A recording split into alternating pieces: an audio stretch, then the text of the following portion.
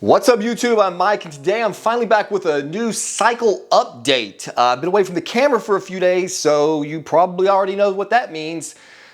I upped my tren dose again. So I started the cycle out at 50 milligrams of tren, I then moved to 100 milligrams of tren, and now for the past week I have been at 200 milligrams of tren. So I've got a number of topics that I want to touch on today, but before I get to that, as I've been doing in some of these recent videos, I would like to give a little shout out to a few people. A little bit different than normal though. This group of people that I'm mentioning are definitely not fans of the channel. In fact, I don't even think all three of them watch, but they definitely have like a little lackey that works for their company who watches my videos to make sure I haven't broken any rules of any agreements and then reports back to them. So if you're watching this video, I have a message for you to share with your bosses. I would like you to tell them on my behalf that they are the biggest fucking cucks I have ever met in my entire life. And if I should get the opportunity to cuck them myself, I would. If I was ever gonna get away with one from my wife, this would probably be it, because that's just how much she hates you guys too. So big shout out to you in the well, likely not in the comments, but you know who you are. So now that that nastiness is out of the way, what we're talking about today is the effects that I'm experiencing currently on 200 milligrams of Trenbolone. I made another video about this in the past, and for the most part, people didn't argue it. A few people spoke up. I have been a proponent for some time now that the side effects of Trenbolone are not really dose dependent. Now, before you freak out, what I mean by that is that there is a dose, in my experience, 50 milligrams of Trenbolone, that produces basically all of the good and none of the bad. So at 50 milligrams of Trenbolone E per week, I have incredible strength, lots of sexual aggression, lots of drive in the gym, but I don't get the night sweats, I don't get the extreme road rage, I don't get the inability to sleep at night, I don't get the extreme paranoia. Once you get above, for me, once I get above 100 milligrams, that's when it all kind of starts to fall apart anyway. You'll notice that, that at 100 milligrams, I was making videos foaming at the fucking mouth.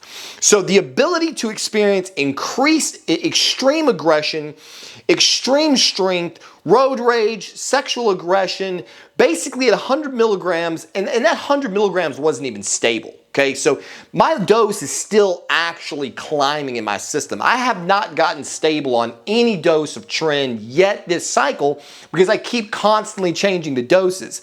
What has happened is I go into the gym, I start feeling the effects, I start seeing the tren aesthetic coming on, I'm already having trouble sleeping at night, and it's like, fuck it, the sky's the limit, right? By the end of this cycle, I may be on a fucking gram of tren. I'm making no more promises. I'm absolutely done pretending like I know what the next step is, because what my experience has been thus far is that it just keeps getting worse.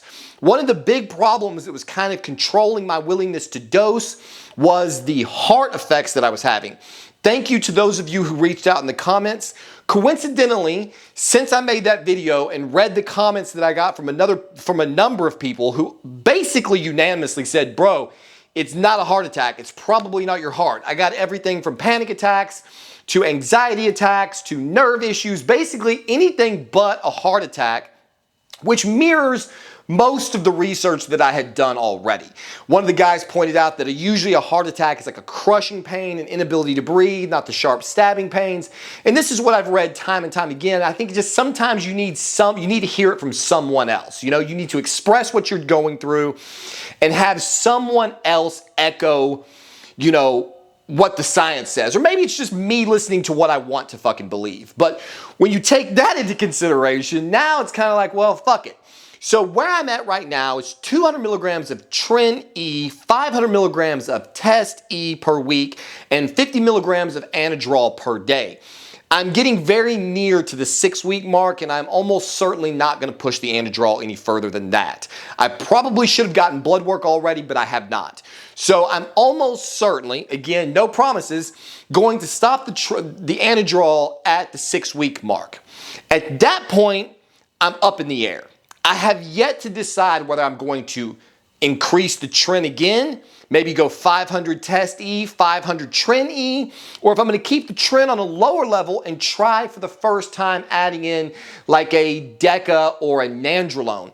Something else that will help me to build muscle, hopefully with less of the psychological effects. One of the reasons that I have not liked Deca in the past is because I got Decadic and because I just generally did not feel good on it. What I've since learned, being an androlone drug like Trenbolone, is that I believe it's the progestogenic prolactin side. However you look at that, there's a lot of competing data that leads to that those negative experiences. So I'm about to increase my Caber dose because I don't know if you'll be able to see it in this picture, but the prolactin-induced gyno is back. My nipples are sore. And there are lumps back there. Usually I take 1/2 milligram of cabergoline per week, split into 2 1/4 milligram doses, and I've been trying to get away with a 1/4 milligram a week to every 5 days, and it's just not enough. It's causing some Decadic type of problems. It's causing, obviously, the inflammation in the nipples.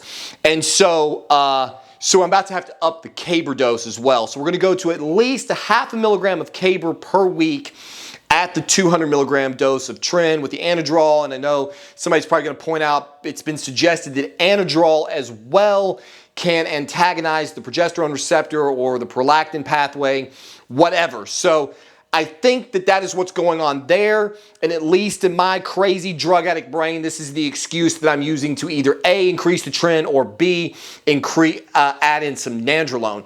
I've been having a lot of joint issues, and Nandrolone, Deca is just fucking phenomenal for the joints. I've run it a couple of times, and it's the best my joints have ever felt, so I'm really keen on trying to do that. So another thing that I want to talk about in this video, I have yet to decide how to title this.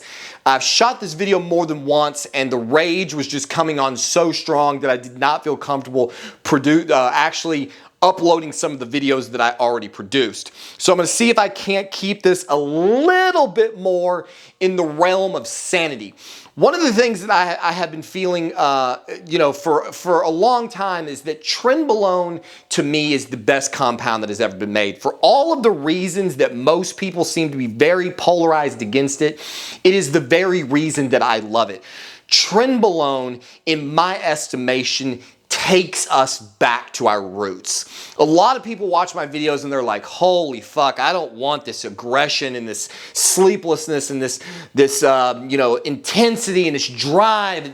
You sound like a psychopath. And in a lot of ways, I think that's true. I think tren can definitely lead to psychopathic type of behaviors, and my argument is that the psychopathic behaviors are not the aberration. That Trenbolone is not creating in the human animal something unnatural. That it is in fact bringing us back to our nature. If you look at the human animal, our testosterone levels have been declining for a long time now. The people that we have become as human beings on this planet are mere shadows of what we once were. We have become very relaxed, very comfortable. We sit in our houses with our air conditioning and our climate control and our robot vacuums and our big screen TVs, and we drive cars to work and we don't have to battle the elements. We have basically become fucking pussies compared to the people that we used to be. The world that we live in has tried to destroy what it is to be a man. This idea of toxic masculinity. The world wants vaginized men. The world wants cucks. The powers that be, the men who are in power today would never have stood a chance in the primal world. I want you guys to remember how we got here. We crawled out of caves. We lived in the fucking desert. The human animal is the most powerful predator who has ever walked the face of the earth, despite the fact that pound for pound, we are one of the weakest animals ever. We are talking about a species of men and women, hunter-gatherers, armed with nothing more than wooden spears who took down mastodons. We have dominated every animal that crawls on the ground, digs holes in it, flies, swims. We have conquered it all because of our powerful brains and because of our ruthlessness.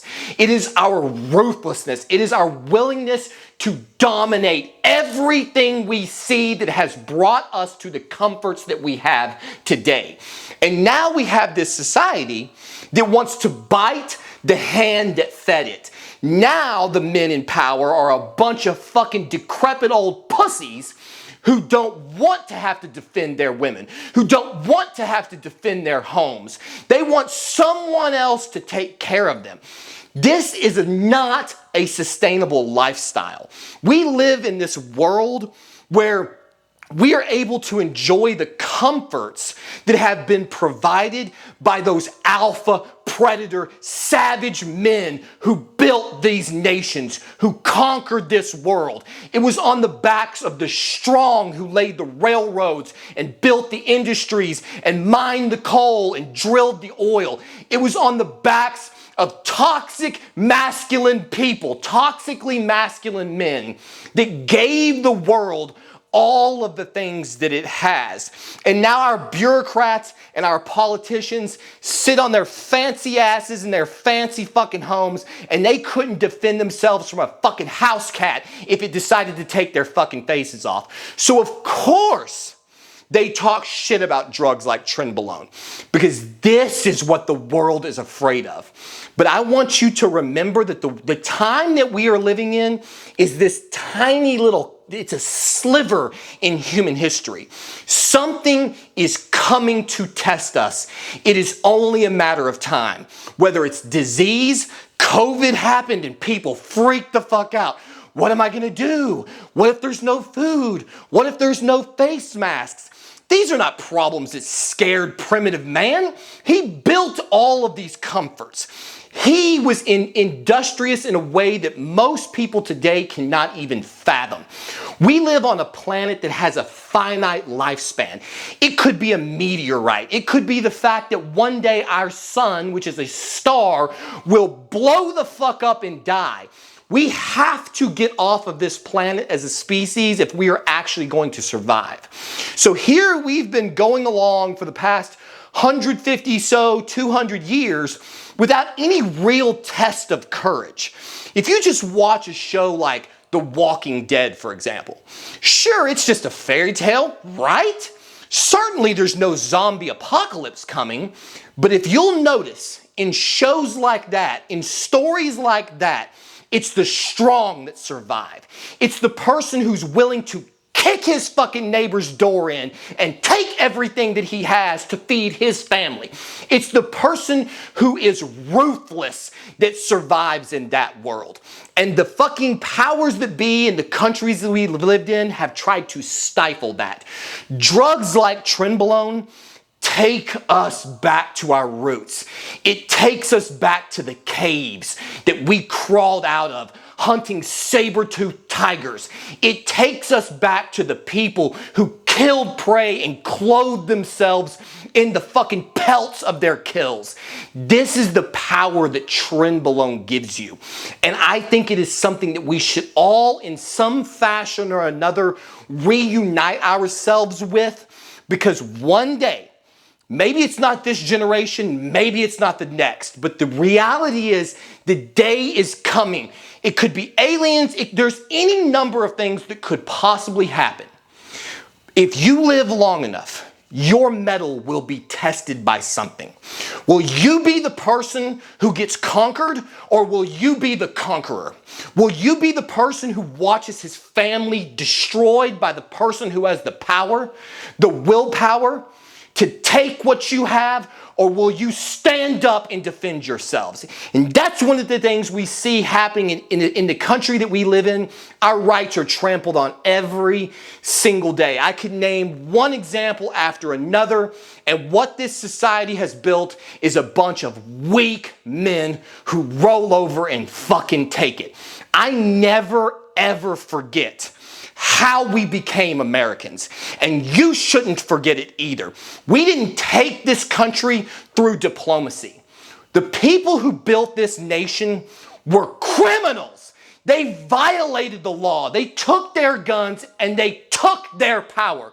We took what we had from other people. And now that we have it, we want to instill this nature. Our government wants to instill this nature in us that we should not hearken back to those days. The Paul Reveres, the Minutemen who rode into the night and defended this nation, who built this nation.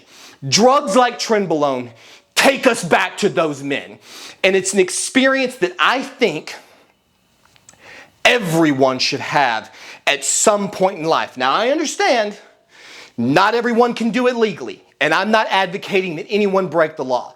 I'm not advocating violence. I am simply advocating that you reconnect with the primal nature that lives in all of us. I refuse to believe that flame is not burning in every single man who's ever walked this earth, every woman who's ever walked this earth. I just think that in most people, that flame is barely lit. It's like the pilot light in a gas stove. It's just waiting to blow up. And I think at some point in life, it is therapeutic to feed the rage. Let it consume you. Let it grow through you. Get it out and experience it, because one day you may need it. It's just like a muscle. If I stop working my biceps, if I quit going to the gym, if I quit eating the proper calories, my muscles will wither and atrophy. And your will, your spirit is just the same way. If you get walked on day in and day out, if you take it from your boss, if you take it from the government, if you take it from your wife, if you take it from the cops, if you just keep taking it and taking it and taking it, you will lose that part of you that knows how to fight for what is yours. Trenbolone gives it back. There you have it. That's where we stand today. 200 milligrams of Tren-E, 500 milligrams of Test-E, 50 milligrams of Anadrol a day. I'm going to be on a half a milligram of Caber, 4 IUs of growth hormone. The list goes on and on. No more promises as to where this cycle's going. This cycle's going until this heart goes or something else takes me down with it, because one way or another, we're getting to 200 pounds lean, baby. As always, thank you for watching this video. I hope at least that this has been entertaining. My videos are always only meant for educational and entertainment purposes. Do not take any of this shit too seriously. As always, protect the cycle first and foremost, and we'll see you on the next one.